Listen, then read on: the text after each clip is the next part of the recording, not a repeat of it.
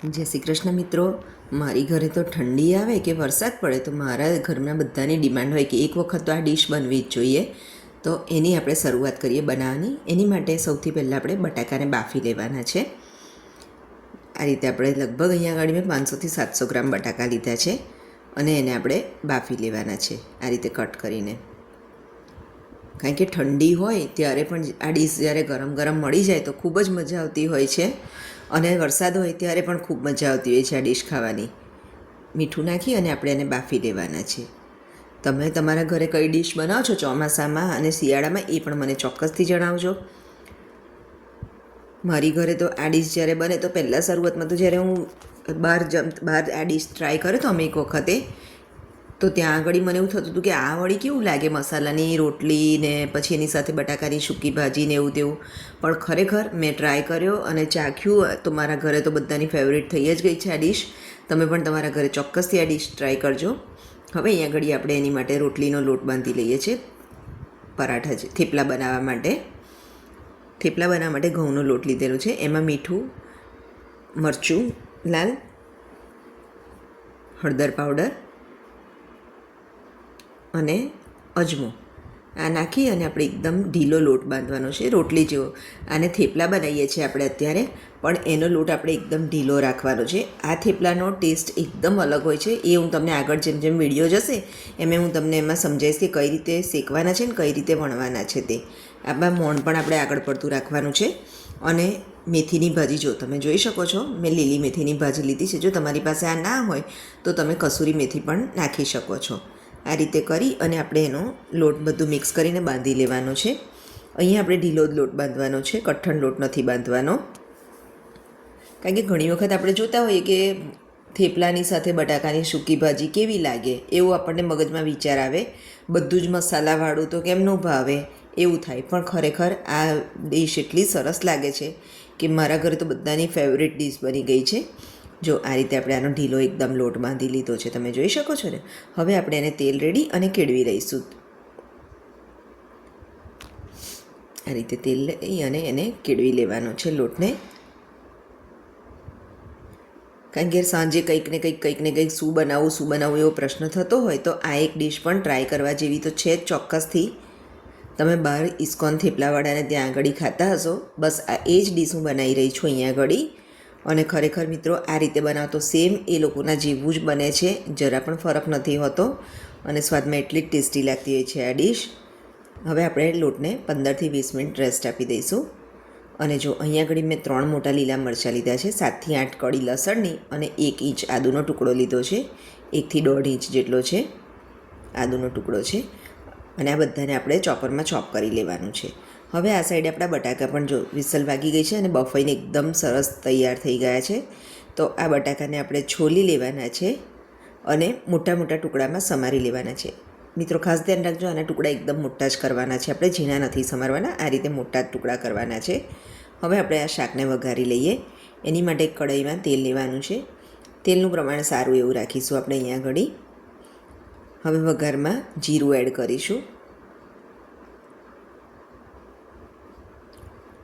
જીરું એડ તતળે થોડુંક આપણું સંતળાય એટલે આપણે રાઈ એડ કરીશું એમાં.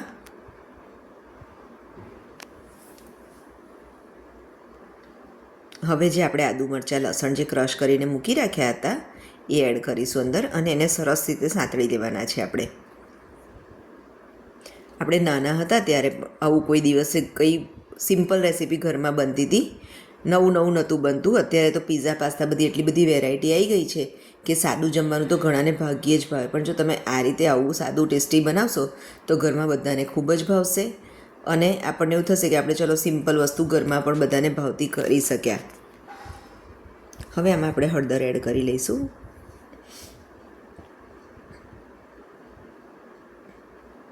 મિત્રો જો તમને મારી રેસીપી પસંદ આવતી હોય તો પ્લીઝ મારી ચેનલને લાઇક, શેર અને સબસ્ક્રાઈબ કરવાનું ના ભૂલશો, તો જેથી કરીને હું નવા વિડીયો બનાવતી રહું અને મૂકતી રહું તમારા માટે. મેં કોઈ દિવસ નહોતું વિચાર્યું, મને પહેલાં તો નાની હતી ત્યારે કુકિંગનો બહુ શોખ નહોતો એટલો બધો, પણ ધીરે ધીરે કરતાં હવે મને કુકિંગ બહુ જ ગમતું થઈ ગયું છે. એટલે હું કંઈક ને કંઈક પ્રયોગ કર્યા કરું છું. અને બહાર જ્યારે જઈએ તો કંઈક વસ્તુ બનતા જોઈએ તો આપણે એના પરથી તારણ કાઢીએ કે આમાં શું એડ કર્યું હશે એ લોકોએ અને એના પરથી લોકોને થોડુંક એમને પૂછીએ કે થોડુંક આપણી વિચારશક્તિનો ઉપયોગ કરીએ અને આ રીતે ટ્રાય કરતા રહીએ તો નવી નવી રેસીપી આપણને મળતી રહે છે. જો હવે આપણે શાકને બરાબર હલાવી લીધું છે તો આપણું શાક રેડી છે. એને ઉપરથી લીલા ધાણાએ કરી અને ગાર્નિશ કરી દઈશું. તો આપણું શાક એકદમ રેડી છે, સરસ મજાનું.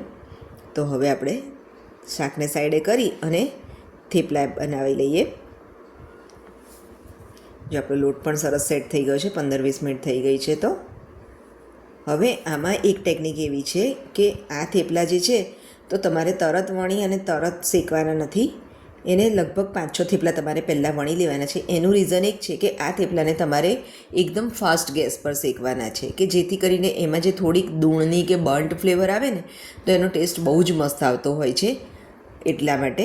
અને આને એકદમ પાતળા વણવાના છે. તો જો આપણે વણવાનું શેકવાનું બંને સાથે કરીશું તો ફાસ્ટ ગેસના લીધે આપણે જોડે મેચ નહીં થઈ રહે સ્પીડ, એટલા માટે આપણે એને 5-6 થેપલા આ રીતે વણી લેવાના છે. અને તમે જોઈ શકો છો એકદમ ઢીલો લોટ છે અને કોરા લોટથી આખું કોટ કરી અને સરસ પાતળું એવું રોટલી જેવું જ વણી દેવાનું છે આપણે. જો તમને હમણાં હું વણાઈ જાય એટલે થિકનેસ બતાડું છું કે કેટલી થિકનેસ આપણે રાખવાની છે. જો આટલું એકદમ પતલું જ રાખવાનું છે આપણે થિકનેસ એની. અને આટલું પતલું હોય જ્યારે આપણે હાઈ ફ્લેમ પર શેકીએ તો તરત જ બળી જાય અને જોડે વણાઈ પણ ના રહે આપણાથી. એટલા માટે આપણે એને વણી લઈશું 3-4 થેપલા સાથે આ રીતે. તો જો અહીંયા આગળ એક થેપલું તો વણાઈને રેડી છે અને સાથે સાથે જો મેં આ રીતે બધા થેપલા વણી લીધા છે. હવે આપણે એને શેકી લઈશું. શેકવા માટે આપણે તવી ગરમ મૂકી દીધી છે અને આપણી તવી પણ સરસ ગરમ થઈ ગઈ છે. એની ઉપર તેલ મૂકી દીધું છે મેં. અને જો તમે જોઈ શકો છો એ રીતે ધુમાડા નીકળવાના શરૂ થઈ ગયા છે, કારણ કે આપણે એકદમ હાઈ ફ્લેમ પર એને શેકી રહ્યા છે. અને પતલું છે એટલે શેકાતા પણ વાર નહીં લાગે, ફટાફટ શેકાઈ જશે. અને બંને બાજુ તેલ મૂકી અને સરસ એને શેકી લેવાનું છે. અને આ થેપલા ખરેખર એટલા સોફ્ટ રૂ જેવા પોચા બનતા હોય છે, કારણ કે આપણે એમાં મોણ પણ આગળ પડતું રાખ્યું છે અને સાથે સાથે લોટ પણ એકદમ રોટલી જેવો ઢીલો રાખ્યો છે.